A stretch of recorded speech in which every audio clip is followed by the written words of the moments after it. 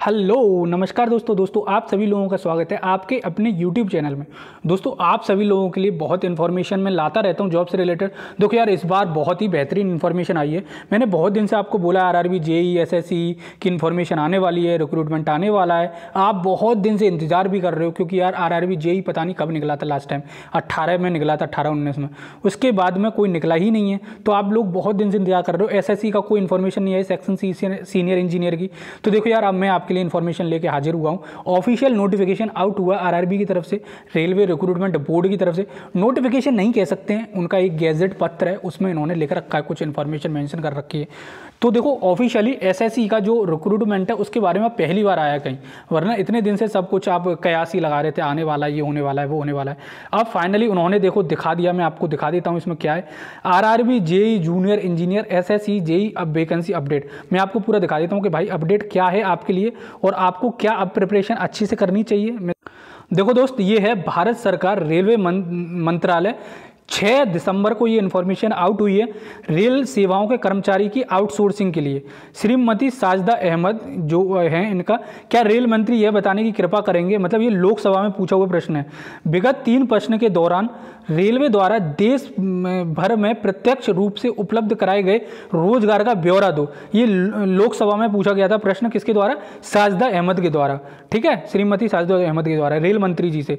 विगत 3 वर्षों के दौरान रेल सेवाओं के लिए कर्मचारी की आउटसोर्सिंग से संबंधित ब्यौरा क्या है, रेलवे क्षेत्र में आउटसोर्सिंग का ब्यौरा क्या है।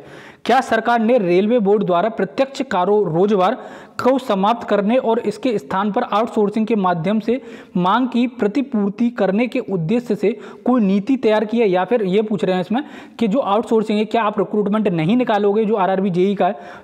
यदि हाँ तो रेलवे में देश भर में उपलब्ध रिक्तियों के जानो बार ब्यौरा दो, मतलब जो जोन बार है वो ब्यौरा दो हमें कि कैसे कैसे वैकेंसीज आने वाली हैं। सरकार द्वारा रेलवे में सीधी भर्ती के अलावा रोजगार सृजन के लिए क्या पहल की गई है, मतलब डायरेक्ट रिक्रूटमेंट के अलावा भी कोई रिक्रूटमेंट हो रहा है क्या रेलवे में, ये हमारे सामने क्लियर करो। क्या रेलवे क्षेत्र में रोजगार के अवसरों को बढ़ावा देने के लिए कोई व्यापक योजना का कार्य नीतियां हैं। मतलब इन्होंने ये पूछा कि भाई इतने सालों से आपने वैकेंसी नहीं निकाली हैं, तो कोई तो आपने ढांचा बना रखा होगा जिसके तहत आप रिक्रूटमेंट कर रहे हो। रेलवे कैसे चल रही है, ये श्रीमती साजिदा अहमद ने पूछा है। यदि हाँ तो तत्व संबंधी ब्यौरा दो, क्या है ये। अब देखो उसका उत्तर मिला रेल संचार एवं इलेक्ट्रॉनिक एंड सूचना प्रौद्योगिकी मंत्री द्वारा, यानी कि अश्विनी वैष्णव द्वारा।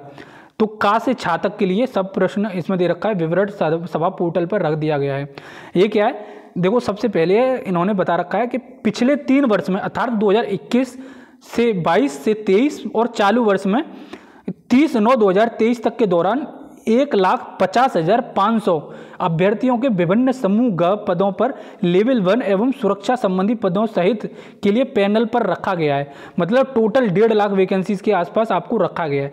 भारतीय रेल द्वारा यांत्रिकी यानी कि मैकेनिकल, वाणिज्य, बिजली यानी कि इलेक्ट्रिकल, सिविल और अलग दूरसंचार, इलेक्ट्रॉनिक्स और चिकित्सा विभागों में रेल इंजीनियर रेल पद तथा शामिल हैं। सृजन, मरम्मत, अनुत्तरित और यहाँ पे देखो निर्माण कार्य निष्पादित किए जाते हैं।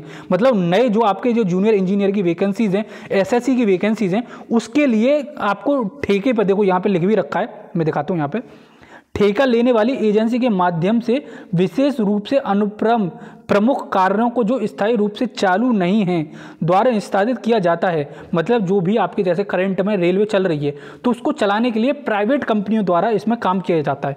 कुशलता लाने के लिए समय समय पर आवश्यकता के आधार पर कार्य दिए जाते हैं। जो भी कंपनी होती है उनको काम दिए जाते हैं, क्योंकि इसमें पूछ रखा था भैया चल कैसे रही है रेलवे, तो ये उसका जवाब दिया है। अब देखो यहाँ पे वैकेंसी से रिलेटेड बात जो है हमारी यहाँ पे देख रखी है।